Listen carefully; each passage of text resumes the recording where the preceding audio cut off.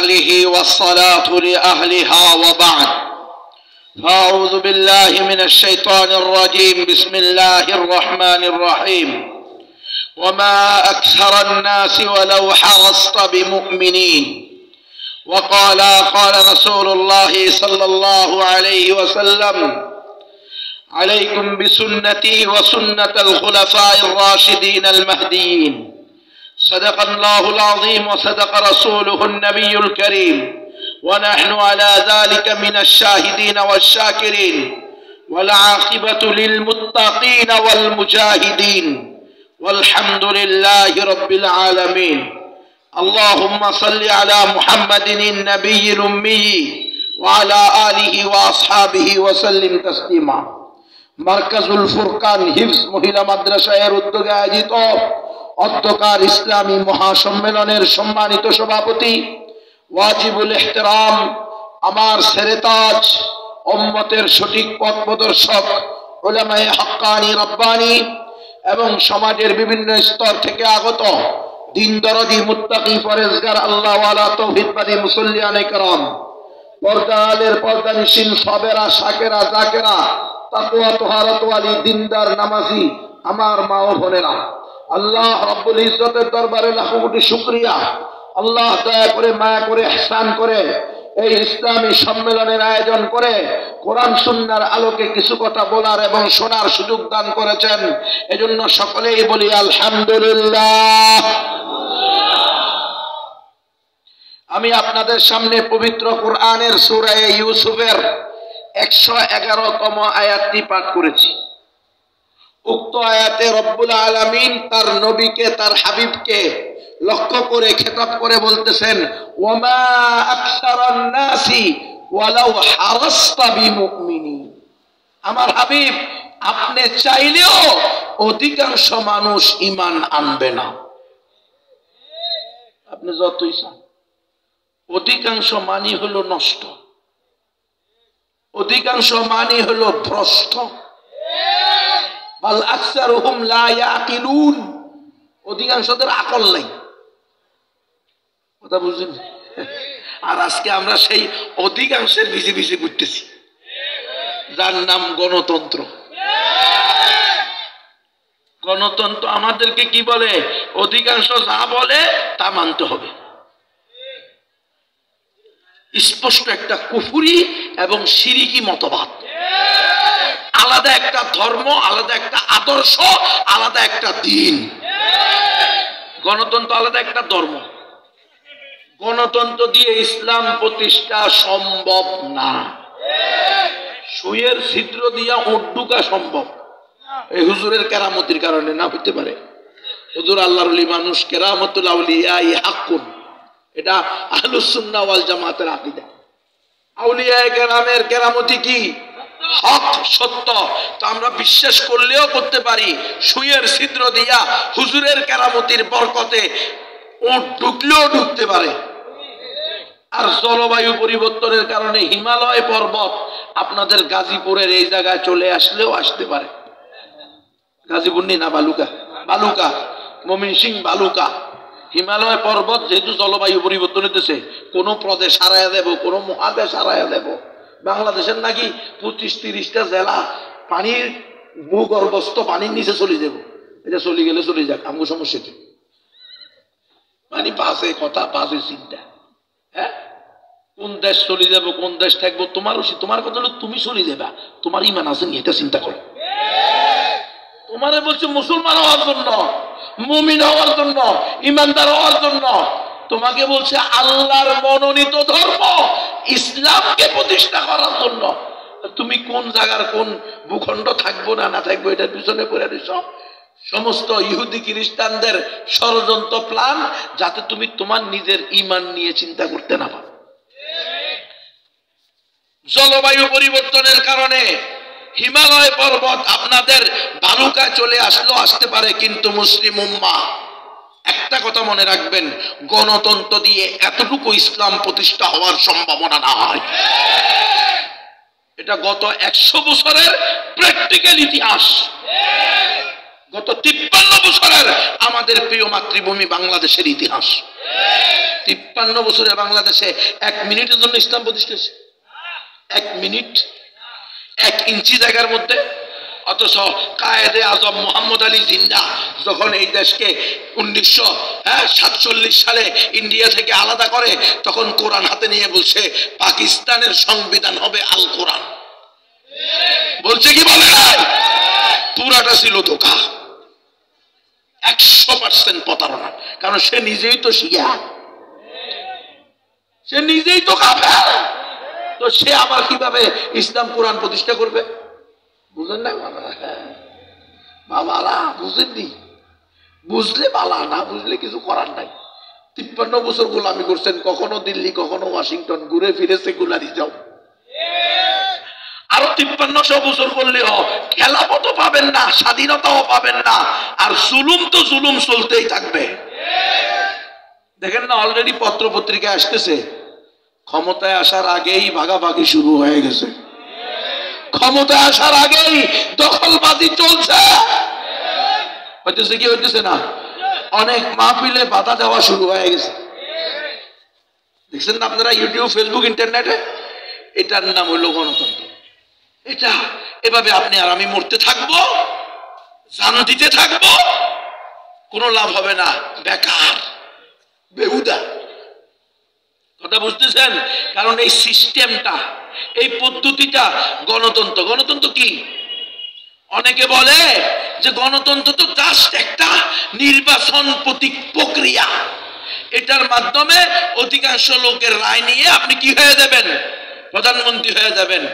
এটা যে আলাদা একটা ধর্ম, এটা যে আলাদা একটা আদর্শ, এটা যে আলাদা একটা দিন, এটা আমাদের অনেক বড় বড় মুসলমানরাও মানতে রাজি না।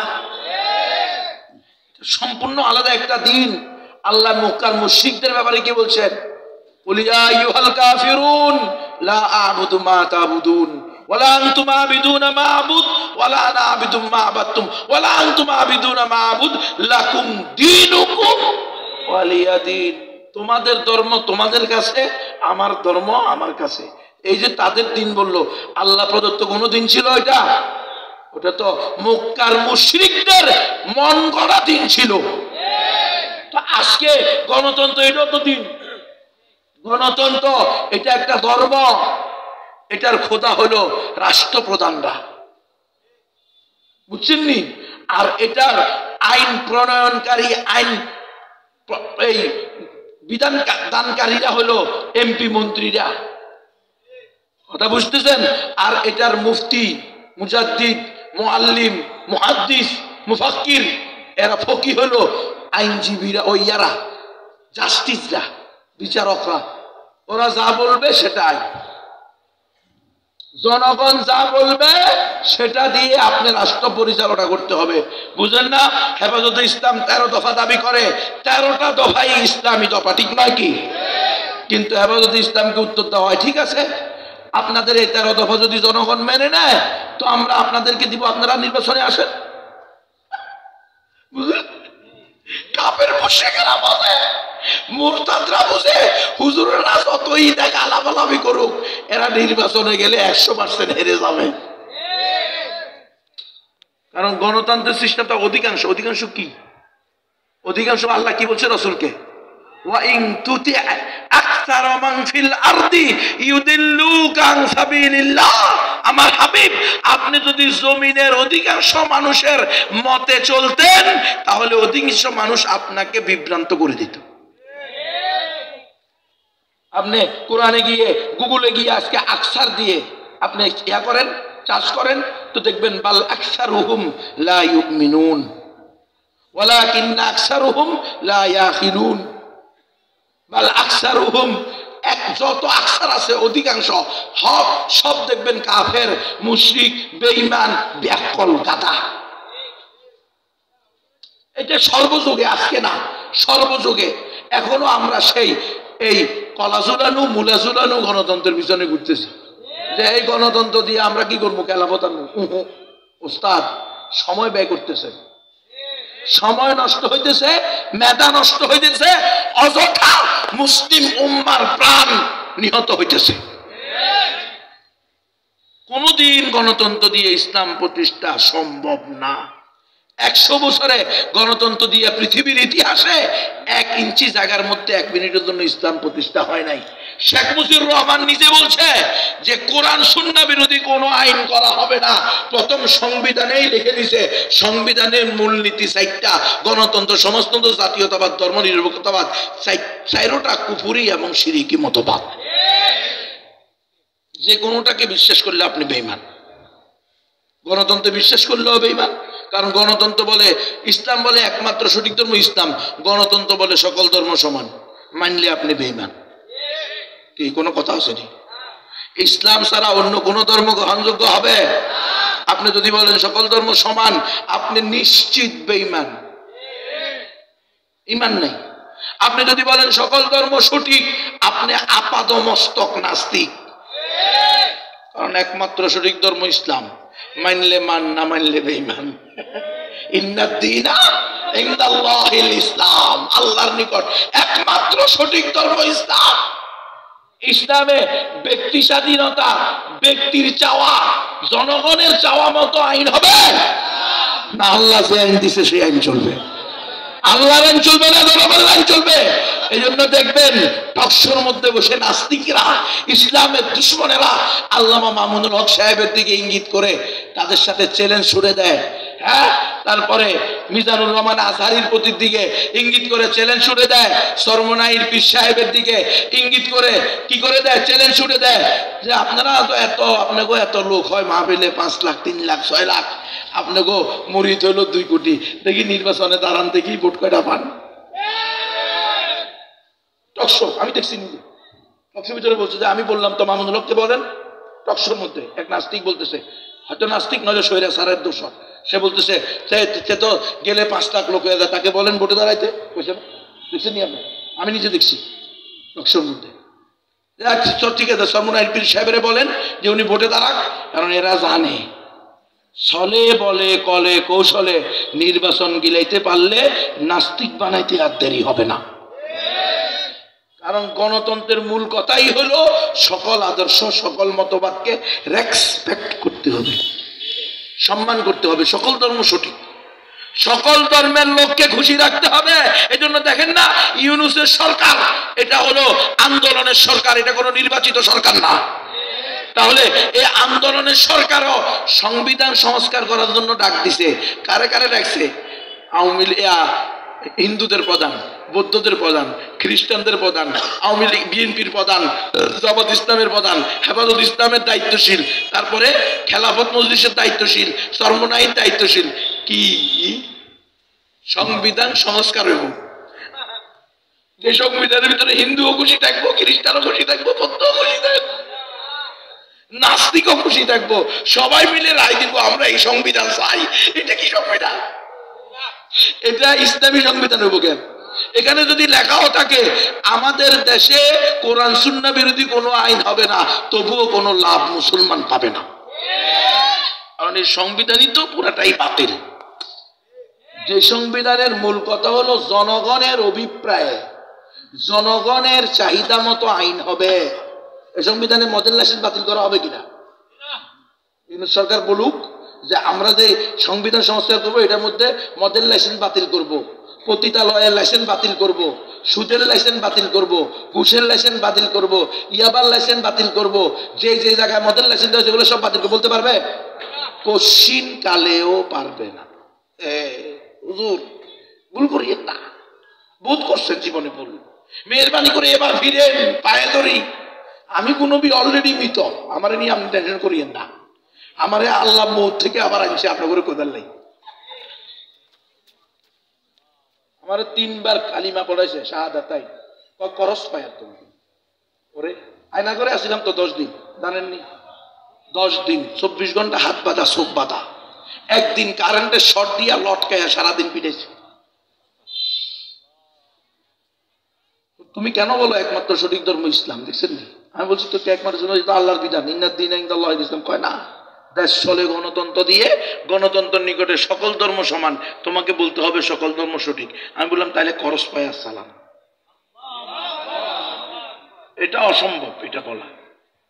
সকল ধর্ম সঠিক এ হুজুর বললে এ হুজুর নাস্তিক। সকল ধর্ম সঠিক এই বক্তা বললে বক্তা নাস্তিক, সকল ধর্ম সঠিক আপনারা বললে আপনারা নাস্তিক, সকল ধর্ম সঠিক আওয়ামী লীগ বললে আওয়ামী লীগ নাস্তিক, বিএনপি বললে বিএনপি নাস্তিক, জামাত ইসলাম বললে জামাত ইসলাম নাস্তিক, হেফাজত ইসলাম বললে হেফাজত ইসলাম নাস্তিক।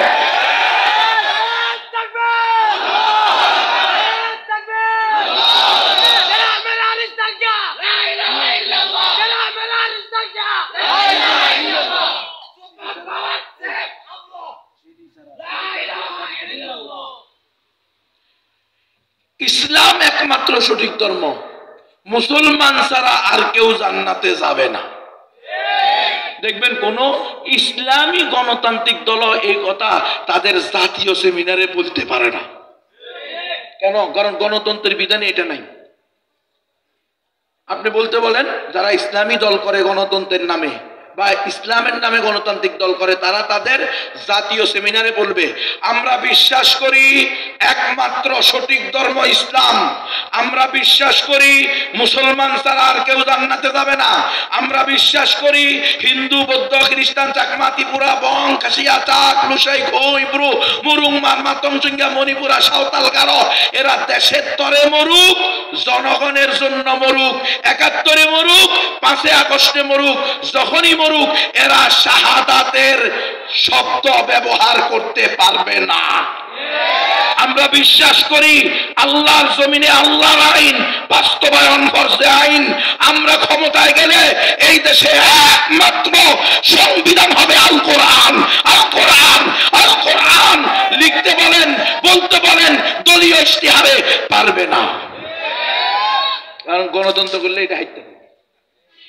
তাকে ভোট লাগবে, হিন্দুকে ভোট লাগবে তো, তাদের ভোট লাগবে না। কেমনি বলবে একমাত্র সঠিক ধর্ম ইসলাম? এই ভোটের জন্যই তো সব নাস্তিক বানায় দিবে। তাদের ভোট নিবেন দেন, তাদের দুর্গা পূজায় গিয়ে বলবেন আপনাদের পূজায় আসতে পেরে আমি গর্ববোধ করতেছি।